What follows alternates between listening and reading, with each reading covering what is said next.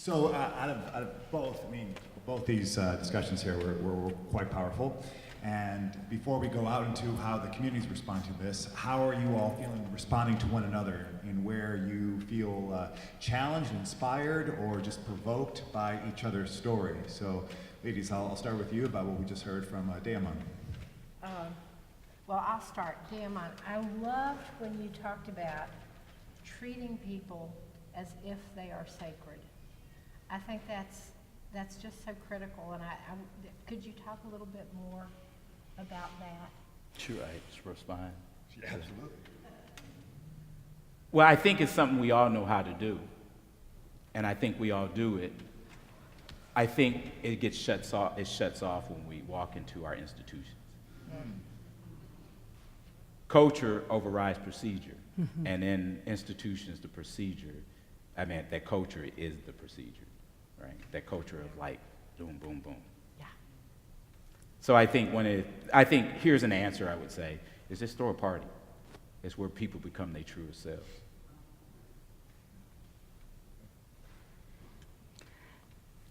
No, I like that a lot too. And I was thinking about the people who come to Galilee Center and just food pantry patrons. There are 19 locations of this food pantry in Charlotte. And there are some clients who say, I will only come to Galilee Center because people treat me with respect, you know. We had kind of a merger of two food pantries. We had the Monday, Wednesday team and the Tuesday, Thursday team. And the Tuesday, Thursday folks had a new person who usually came on Wednesday, and she called me. She goes, they weren't as nice to me as the Monday, Wednesday people. So we had to get everybody together and talk about it. That all we have a crummy old building. I mean, we have a church building that was held together with Band-Aids, but all we have is the way we treat each other. That is it. I mean, we don't have a budget either. You know, our capital is our relationships. So I completely related with that it's all about how we treat each other. Deamon, while you were sitting there on the side, was there anything that came from Toni and Rebecca that really caught your heart? Oh, I just thought how on point you ladies were about how people look at institutions. And what struck me too is that in our denominations there's privilege. And I did not think about that, but when you look about being an Episcopal in this country, it always tied to presidents. Mm-hmm. So that was powerful. Mm-hmm. Mm-hmm. What do you have to learn from one another? Because you both are saying some pretty inspiring, some great stories, and a great vision that God has moved you out into the neighborhoods to do powerful work. Where do you come from learning from one another or challenged by the other? I want to say that I think we jumped the gun when we talk about what we want to learn, but I think what I really want to discover is what it is that we can learn from each other. It's been such a little time. We're so quick to try to learn something in 15 minutes. Sure. I just was telling a story about my grandparents. That's a long time ago. And so anyway, so over time, how could we find to be up in each other's living rooms? One of the things I was thinking about when you were talking, and you said it's huge when you allow people to give what they have. And I was thinking about the very first summer we were on the property, and the community garden had been ruined, and it had been, when we got there, the stuff was way over my head. It was so overgrown. And so somebody came in with a bush hog, and they took out everything. And we were going to start fresh and redo the garden. And the person who was teaching one of the ESL programs said, no, you can't do that. And we were like, well, why not? We want to have plots that people can grow things in. And she said, they're already out here gleaning. And I said, what are they gleaning? And we walked around, and they had found food in what we spray in our yard as weeds. And it was a whole new way of seeing abundance. Because what I would say is junk and should be thrown out, folks were valuing and using, and oh, what a lesson. What a lesson. Or it is a question for you, for all three of you, is that many of us come from more of a, hate to use this term, but quote-unquote traditional church context, right? From a parish setting, whether it's Methodist or Episcopalian, and so we have a traditional church structure, right? So you all got to see a true Good Friday moment of one dying and then allowing this beautiful resurrection to happen.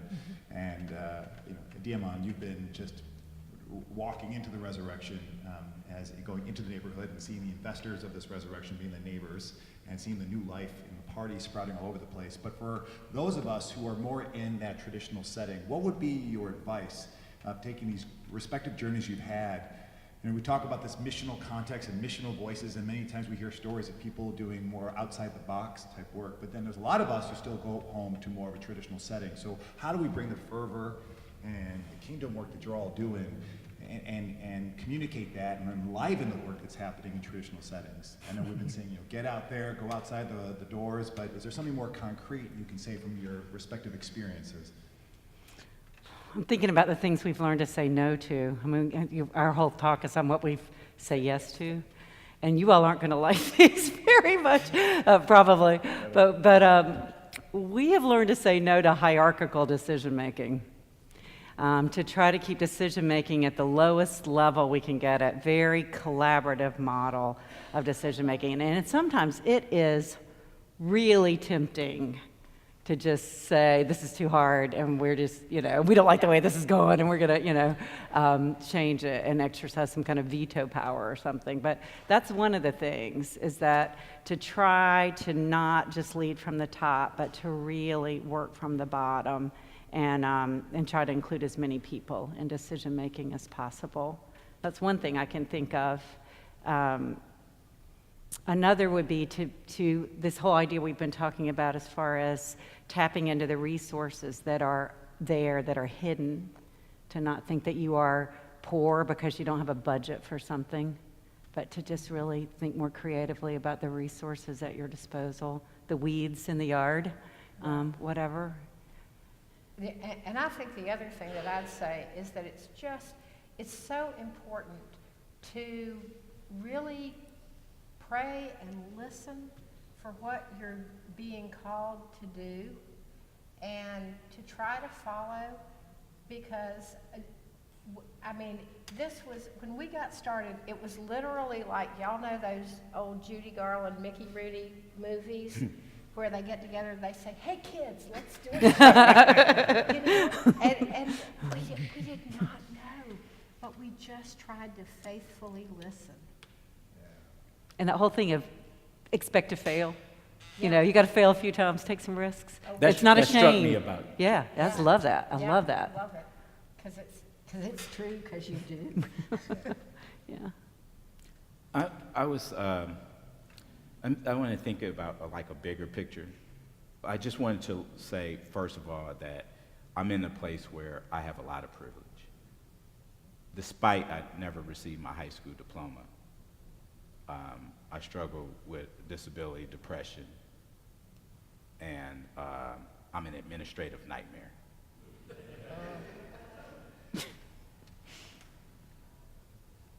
My friend, Reverend Mike, we've been friends, besides my wife, been the longest ongoing friend that I've had, and one of the most important things that he did is become a friend. And when he did that, he saw that I already had a particular gift. And so I just want to set context, is that I think the biggest need in low-income communities is the need to be needed. Now, in saying on a large piece, what does that mean? I was sitting at Kettering Foundation, it's right over in Kettering, Ohio. Anybody know who Dave Matthews is? Mm-hmm. Not like Dave Matthews of Dave Matthews Band. Oh, well then I don't. The former president of the University of Alabama.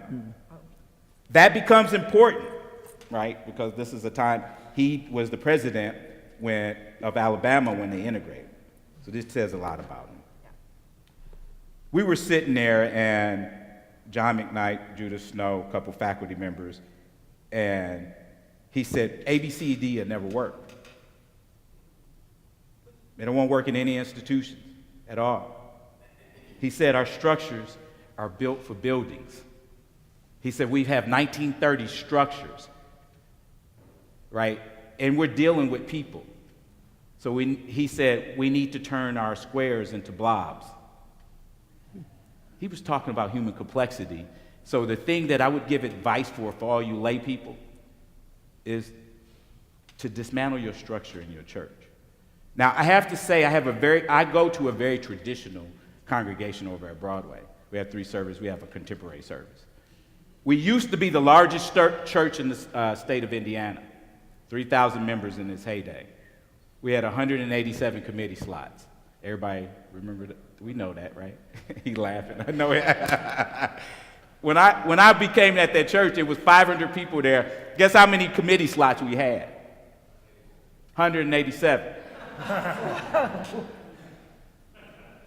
The only thing that we could actually do is feel bad about things that weren't going on. That stops us. So, few things that were very important. We only kept the structure that the discipline said we had to keep. Despite the pastor, Reverend Mike, saying, no, we can't do that. You learn the power of being a layperson.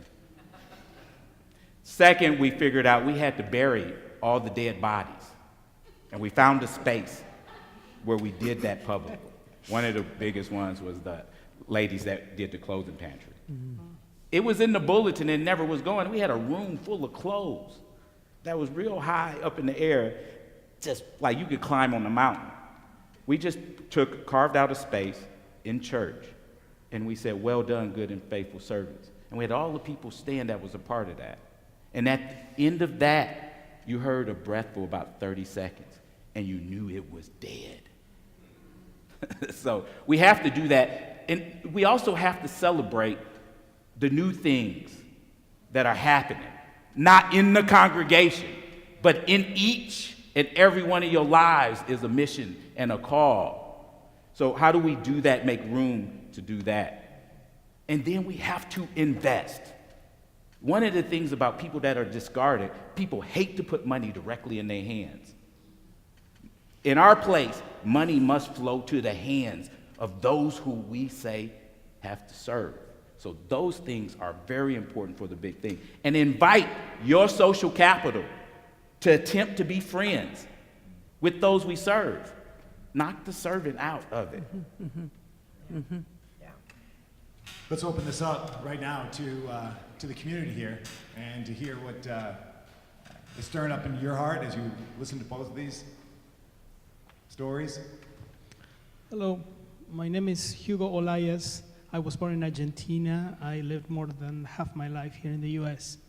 My comments are especially for Deamon. Deamon, the only time I had an African American neighbor was when my husband was doing his PhD in North Carolina, and we lived in a poor neighborhood that was maybe 50% Latino, 30% African American, and 20% white.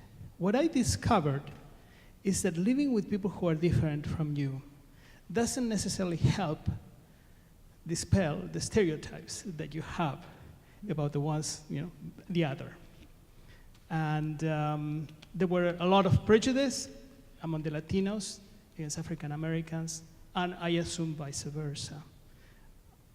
I don't know if you have a response to that. I don't know if you have experiences, for instance, working with Latino folks.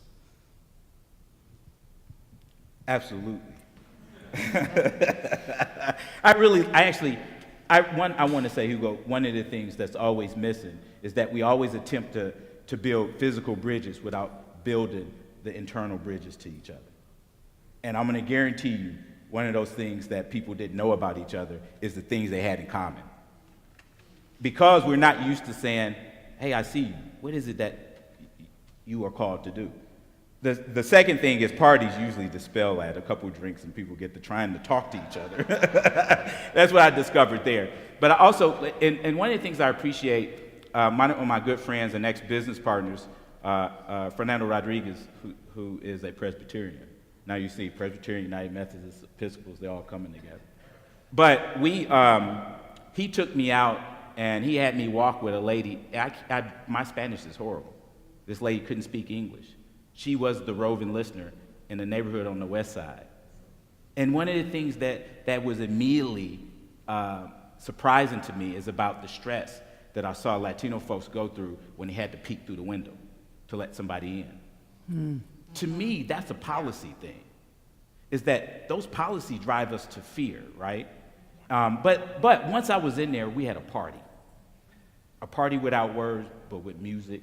So, I mean, one of the neighbors handed me a beer, and I said yes. And then we translated things and we shared stories.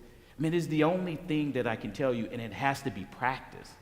My oldest son is a molecular biologist, and he talks about how those amoebas and blobs, they practice with each other, and they find synchronicity. So that's the thing that I say, that we have to figure out how to get to know each other informally. And if I could add to that, I think one of the things that happens at Galilee is that people spend time with people who are different from them. And it's not always, language doesn't always work.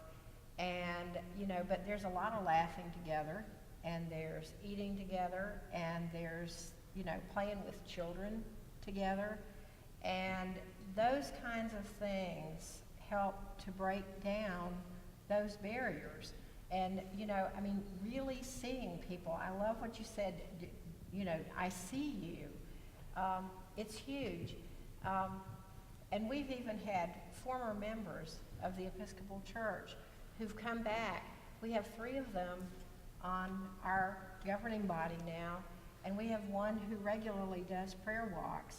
And it's because they felt, they came back and they saw and they were seen. These were members of the church that closed. Yeah, the members of the church that closed, who, now they're like, this is so cool. Yeah. And I was thinking about when you asked about how traditional church folks could take some of this back.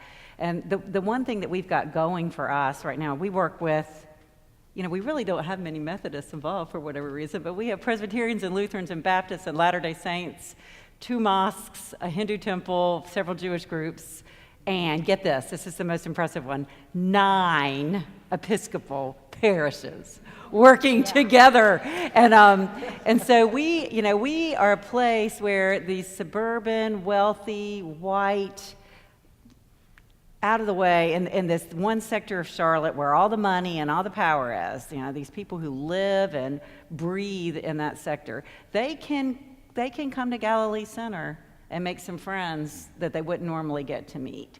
And so we kind of feel like we've provided a baby step, a first step for some folks who maybe are more comfortable hanging out with people who are just like them. An introduction to the kingdom of God. Yeah. Yes. Welcome to the Yes, beloved welcome to community. the kingdom. Yeah. Hi, I'm Tamara Plummer. I work at Episcopal Relief and Development. I've been trying to live into the asset-based world and the community development world because of my job. But I'm a Brooklyn girl by heart. So I like the terrible things too. So in these stories of we started here, we ended here, we had these places of different people who somehow find reconciliation and joy with each other. When did that break down? Because I'm sure that there were breakdowns in that process. When did that tea not go so well?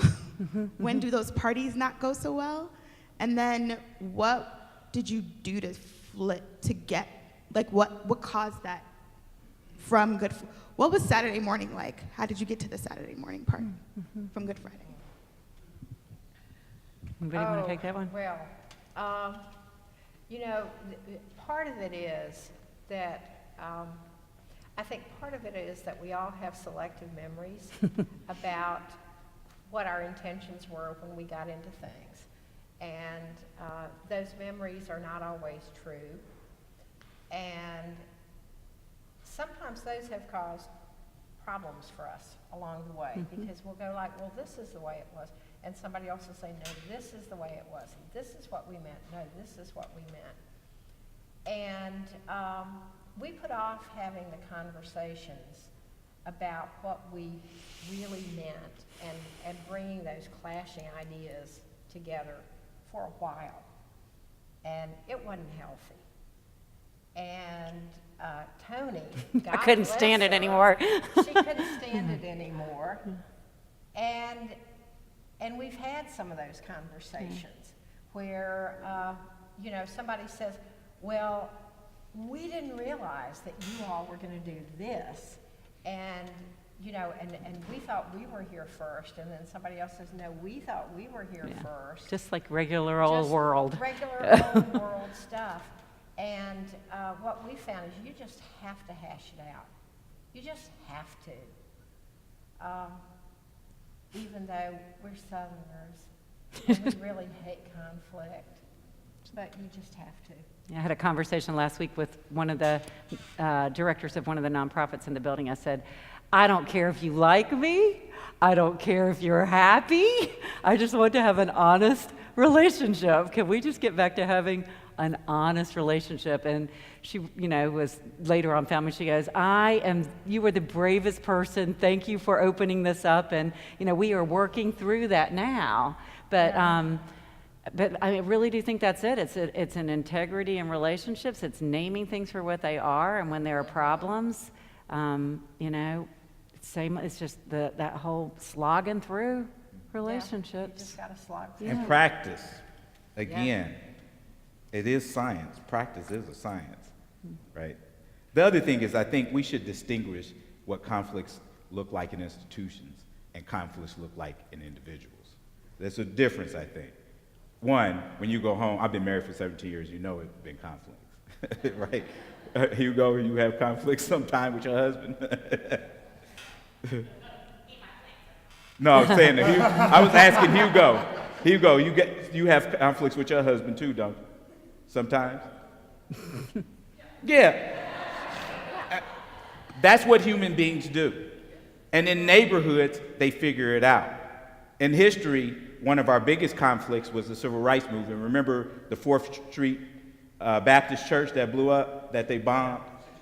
16th Street. Right around the corner is the house of a doctor. He's the dog bite doctor. When people would go out to march, they would run, when they sit the dogs out on them. Him and his wife actually take care of them. What I say is that we need more dog bite doctors. We need more healers.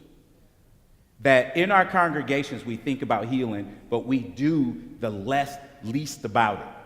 In our neighborhoods, if we look at people, who are the people who house people when they don't have anything? Ask your neighbors, who's the healer in your life? Recognize and utilize the healer. Some of them are mamas. Some of them are the winos on the corner. Right? Some are the boys that carry the AK-47s, and how I deal with that myself. I mean, one day we were putting up on empty houses these big, large photographs of our neighbors. We was taking pictures. And these young guys, I mean, they do cause some trouble. And over the years, they've changed. And one day, I was so embarrassed, they walked down to my house, 3 steps down, and says, I want my picture up. I have a story. They were my dog bite doctor. I needed to be healed of that blindness, is that recognize that everybody's stories count, and that's continuously happened. Failure is an everyday thing for us.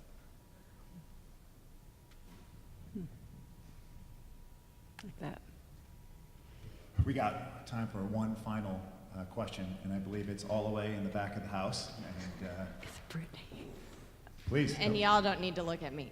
I just had a question because from both of your stories, I heard a moment when you kind of had to decide this is who we are.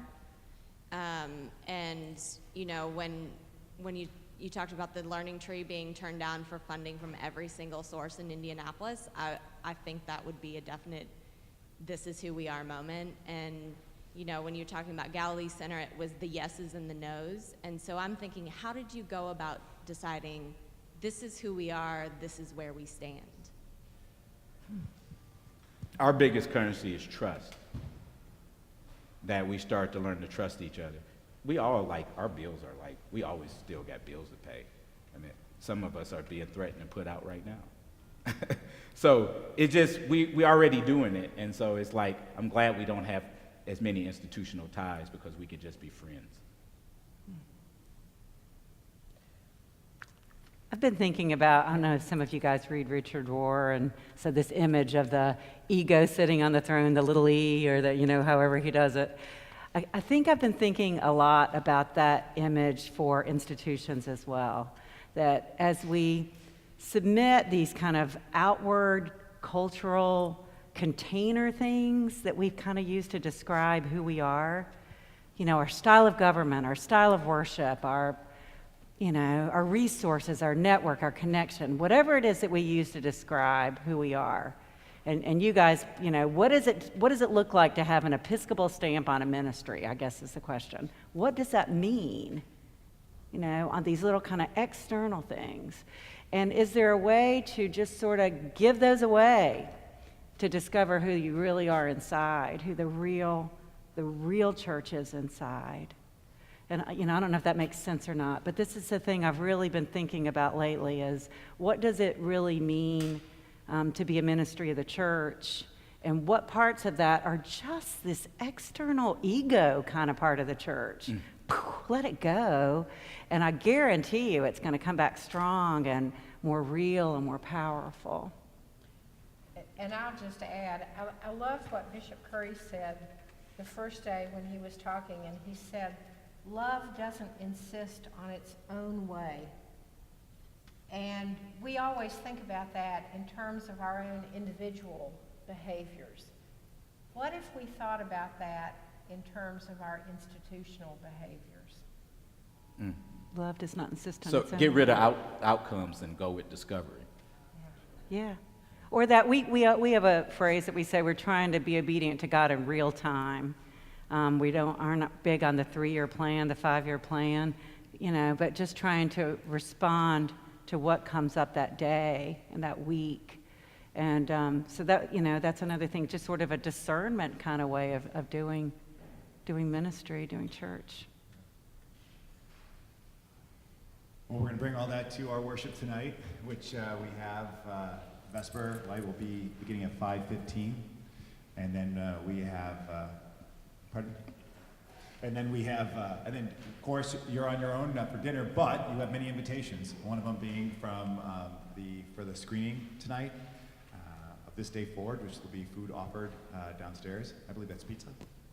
And then also, but then we have reservations that you might have already signed up for, and we have a list of other restaurants if you just want to go out on your own and you're in the middle of downtown Indianapolis, which is a great thing.